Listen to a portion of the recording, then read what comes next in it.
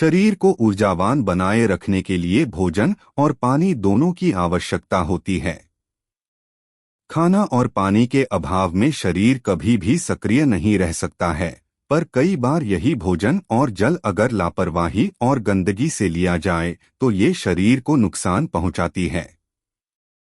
कहने का मतलब यह है कि दूषित भोजन के सेवन से बहुत तरह की बीमारियां होने की संभावना होती है।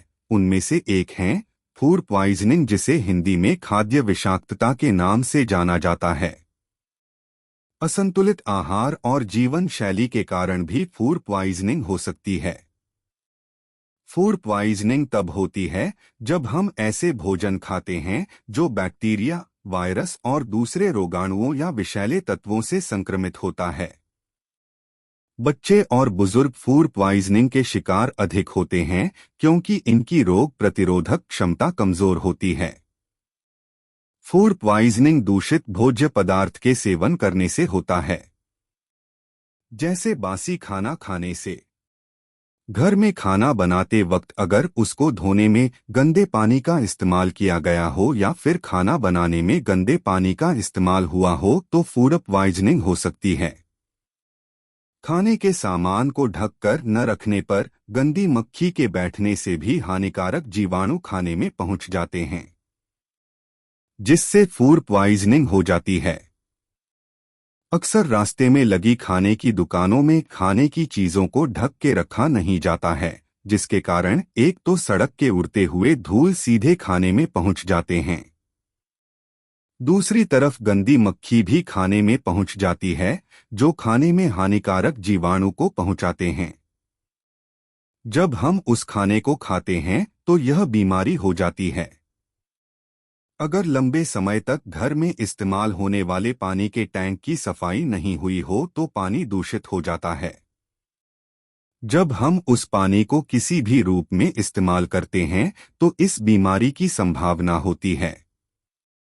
फूड पॉइजनिंग की समस्या सिर्फ दूषित खाने की वजह से नहीं होती, कई बार यह हमारे गंदे हाथों से खाना खाने से भी हो जाता है। कई बार कुछ लोग समय पर नाखूनों को नहीं काटते हैं या लंबे नाखून रखने का शौक रखते हैं। ऐसे में अक्सर नाखूनों में मैल फंस जाता है, जो भोजन खाते समय हमारे पेट में चला जाता है और अंततोगत्वा फूड पॉइजनिंग का कारण बनता है। इसलिए अपने नाखूनों को समय पर काटते रहना चाहिए और ध्यान रखना चाहिए कि उनमें मैल न फंसने पाए। फूड पॉइजनिंग के होने पर शरीर में कई तरह की बीमारियों के लक्षण महसूस होने लगते हैं।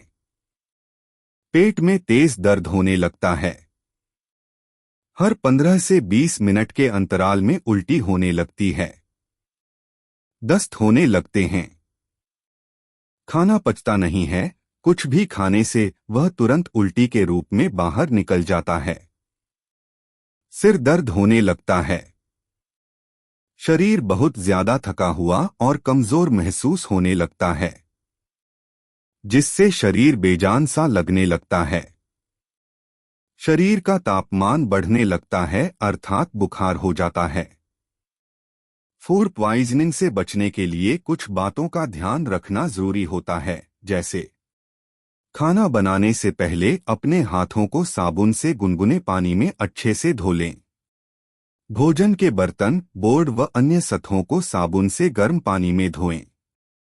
बाजार से खरीदारी करते समय साफ सफाई को जांचें और गंदे तथा गले सड़े सामान का ध्यान रखें कि वो गलती से न खरीद लिए जाएं।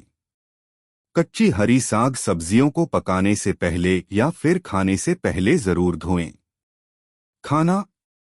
खाद्य पदार्थों को हमेशा साफ कंटेनर में ही रखें। ऐसा खाना न खाएं जो कहीं देर से खुले में रखा हुआ हो और उसमें से महक आने लग गई हो। इसके अलावा अगर पैकेट पर डेट एक्सपायर हो गई हो तब भी उसे न खाएं। टॉयलेट से आने के बाद अपने हाथों को साबुन से जरूर धोएं। अगर आपको घर में पालतू जानवर है तो भी उसे छूने के बाद हाथों को धोएं। जितना हो सके पेय पदार्थ पीजिए, पानी, डिकैफनेटेड चाय या जूस जो भी आप पी सकते हैं वो लें। इससे आप तरल पदार्थ की कमी दूर कर सकते हैं और निर्जलीकरण को रोकने में भी ये मददगार होगा। शराब, दूध या कैफीन युक्त पेय पदार्थों को न ले तो अच्छा है। नरम खाद्य पदार्थ खाना शुरू करें, जैसे चावल, केला आदि। मसालेदार भोजन, तले हुए खाद्य पदार्थ, डेयरी और हाई फैट खाद्य पदार्थों से बचें।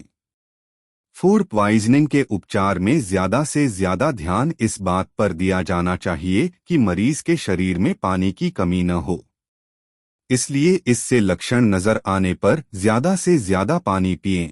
साथ ही सूप, पतली खिचड़ी, नारियल पानी, चावल का पानी, ORS पाउडर का घोल आदि देने से शरीर हाइड्रेटेड रहता है। फूड पॉइजनिंग में जीरे का इस्तेमाल भी बहुत फायदेमंद होता है। जीरे का इस्तेमाल पेट की सूजन और पीड़ा को कम करने का बहुत ही गुणकारी घरेलू उपाय है। इसके लिए 1 चम्मच जीरे को भूनकर पीस लें और अपने सूप में मिलाकर इस्तेमाल करें। कुछ तुलसी के पत्तों के रस में 1 चम्मच शहद मिला लें।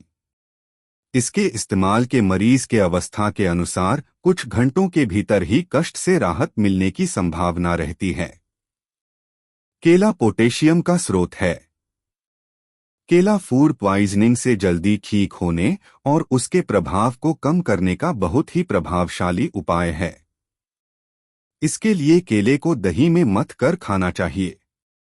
सेब फूड पॉइजनिंग के खिलाफ प्रभावी रूप से काम करता है।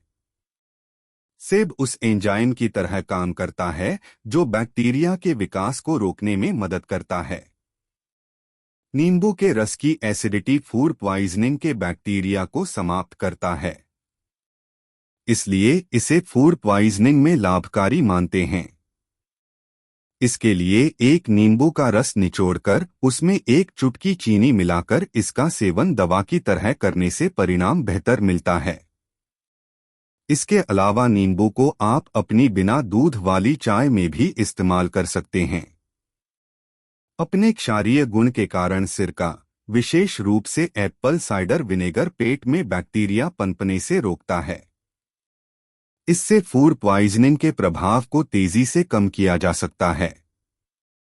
पुदीना चाय सिर्फ अरोमा थेरेपी नहीं है, बल्कि पेपरमिंट तेल अपने सुखदायक प्रभाव के लिए बेहद फायदेमंद होता है। जब कभी पेट में दर्द के साथ ऐंठन हो तो बिना दूध वाली चाय में इसकी कुछ बूंदें डालकर पीने से जल्द आराम मिलता है। यदि स्थिति गंभीर हो और लक्षणों में तीव्रता हो तो हमें चिकित्सक से शीघ्र संपर्क करना चाहिए। धन्यवाद। हरि ओम जी।